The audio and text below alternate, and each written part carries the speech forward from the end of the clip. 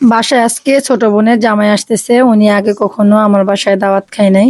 তো আজকে ছোট আকারে দাওয়াত রইলো, তাই আজকে ওনার জন্য রান্না করলাম ওনার পছন্দের দেশি মুরগি দিয়ে পেঁপে দিয়ে ঝোল। কারণ উনি পেঁপের ঝোল খেতে খুব পছন্দ করে। আর এখানে আছে সাদা পোলাও, বাদাম কিশমিশ দিয়ে সাদা পোলাও করেছি। আর এই পাশে হচ্ছে খাসির মাংস। দেখতে একটু তেল তেল হলেও মাংসটা কিন্তু রান্না অনেক মজাই হয়েছে। আর এখানে হচ্ছে গরুর মাংস, গরুর মাংসটা একটু আগে রান্না করেছি তাই বসে গেছে। আর ওনাদের পছন্দ সাজনা এবং টমেটোর ডাল।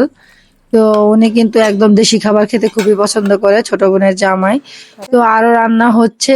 আর এখানে অলরেডি টেবিলে সাজানো আছে, এটা হচ্ছে বাইম মাছ আর এটা ইলিশ মাছ। আর এখানে আছে চিংড়ি মাছ, এই পাশে হচ্ছে মুরগির রোস্ট আর সালাদ। তো আর সাদা ভাত আসতেছে, আর অন্যান্য খাবার তৈরি হচ্ছে, তাই পুরাটা সাজানো হয়নি।